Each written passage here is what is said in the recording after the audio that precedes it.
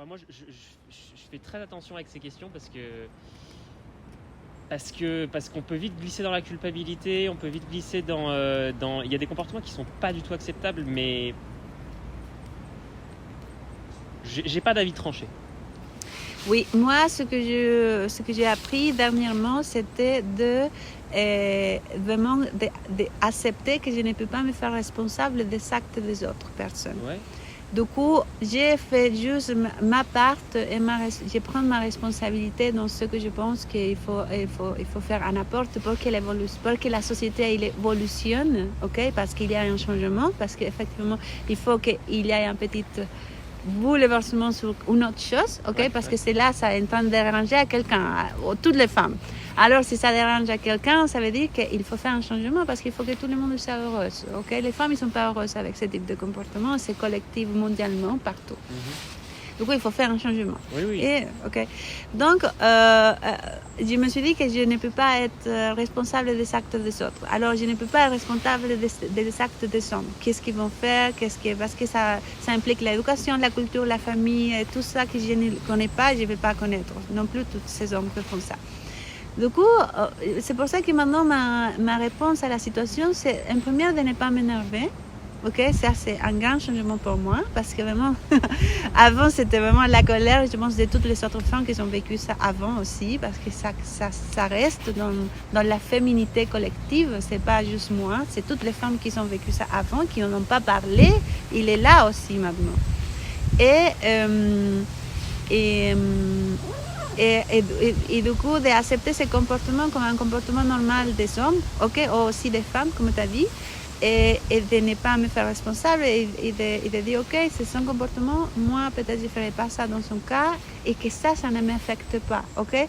Si cette personne ne s'approche pas à moi, s'il ne me touche pas, ok, aucun problème. Je réactionne de cette manière.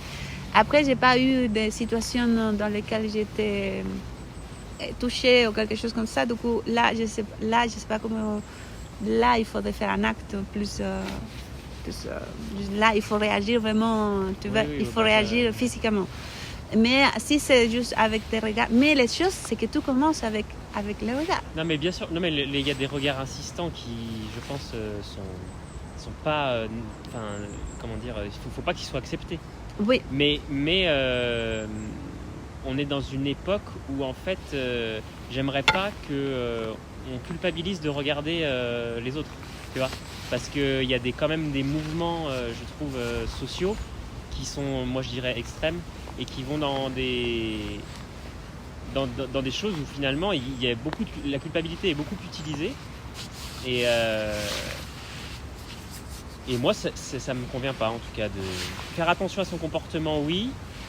Parfois, il y a des comportements même dont on n'a pas conscience, je pense. Et du coup, c'est bien de le dire, tu vois, parce que justement, les gens, ils n'en ont pas forcément conscience,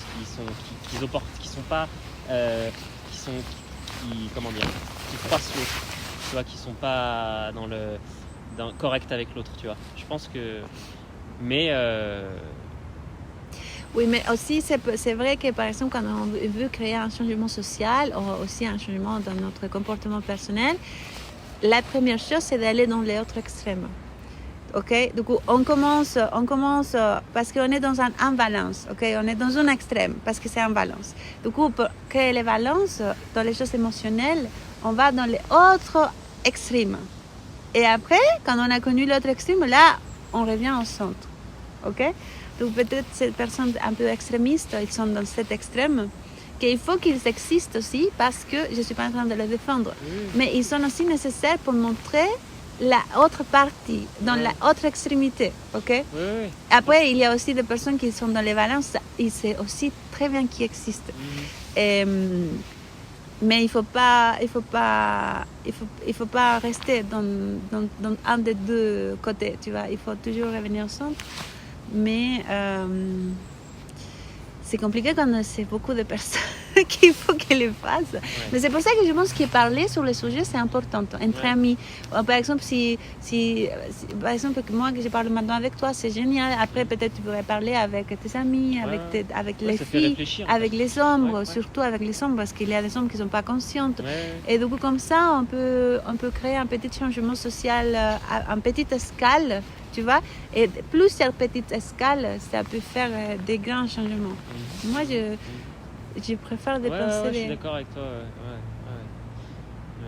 Mais moi, tu vois, par exemple, mon regard, tu parlais du regard, je sais qu'il peut déranger.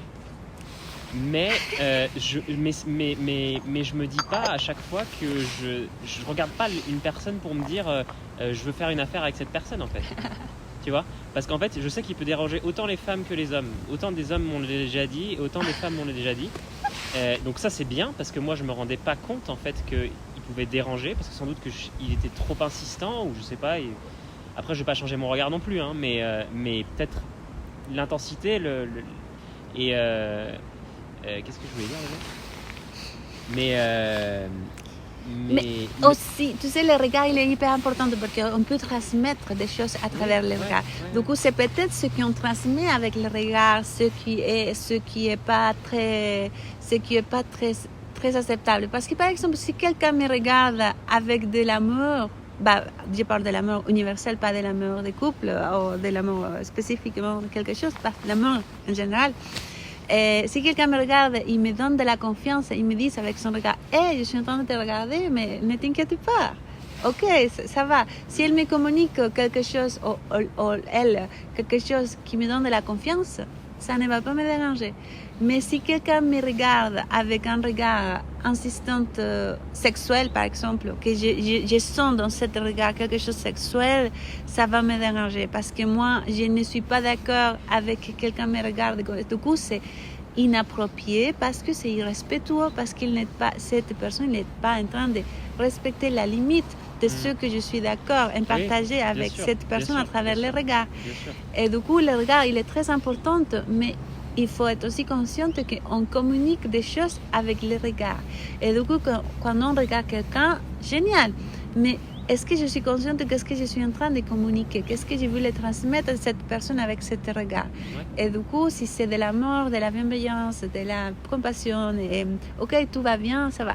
Si quelqu'un il y a beaucoup de désespoir dans la rue et je regarde avec de l'amour, il va aimer mon regard. Tu vois? Parce qu'il va se sentir accompagné. Si quelqu'un est en désespoir et je le regarde avec de la ire, il va rejeter mon regard. Du coup, qu'est-ce qu'on communique avec le regard? Ça, c'est très important d'avoir conscience quand on le fait. Tu vois? Et aussi, qu'est-ce que tu es en train de penser? Parce que peut-être tu vas en train de penser quelque chose et ça va se transmettre dans le regard. Ouais, après, la limite, je suis d'accord avec toi, après la limite c'est quand même de dire je suis pas responsable de ce que ça crée en l'autre. Et l'autre, il a son monde intérieur, il a vécu ce qu'il a vécu. Et parfois des regards, alors si c'est un regard plein d'amour et de compassion, effectivement, mais moi je sais que j'arrive pas à être sans arrêt dans cet état-là, tu vois. Donc en fait, je vais pas ne pas regarder les gens parce que je suis pas plein d'amour et compassion, tu vois. Du coup, il y a quand même. Si moi je suis au clair avec moi et que je regarde pas la personne avec quelque chose de une prédation ou ou quelque chose de malveillant, la personne en face, elle peut aussi recevoir des regards qui sont, comment dire. Il y a une interprétation de la personne du regard quand même. Oui, mais c'est une communication, parce que toi, comme on parle, toi tu dis une chose, moi je réponds, toi tu dis une chose, je réponds. C'est comme un interchange, comment dire un échange. Un échange, c'est un échange. Les regards, c'est la même chose. Toi, tu émets un regard, ok? Ton regard, il dit quelque chose, l'autre personne, il répond à travers les regards. Et là, tu réponds à travers ton regard. C'est une communication, ok? Et du coup, il faut être attentif. Parce que tu vas émettre une communication avec ton regard et il faut que tu sois attentif à la réponse de la autre personne. Ok? Si tu inities la communication. Tu inities la communication à travers un regard. Ok? Tu regardes quelqu'un, tu es en train d'initier une communication non verbale. Ok. Ouais. Et là, tu dois attendre qu'est-ce que la personne répond. Peut-être la personne il va te regarder et tu es en contact. Peut-être la personne il va regarder ailleurs. Tu dis ah, il veut pas être en contact. Ok. Ou peut-être la personne il va te regarder, il va avoir un regard plus fort que toi. Et du coup peut-être elle est en train de te dire une chose. Il est en train de te dire une chose et maintenant c'est elle qui a la communication ou il qui a la communication. Et du coup toi tu dois répondre. Tu vois, c'est un échange. Du coup, c'est pas juste une émission c'est pas juste un regard, c'est une communication non verbale. Ouais, bien sûr, ouais, je suis d'accord avec ça. Ouais. Il y a une responsabilité dans le regard qu'on peut avoir, ouais. C'est des deux côtés. Après, ouais. Pas verser dans le contrôle absolu, quoi, non plus. Mais ouais, ok. Ouais, j'entends. Ça, c'est très intéressant.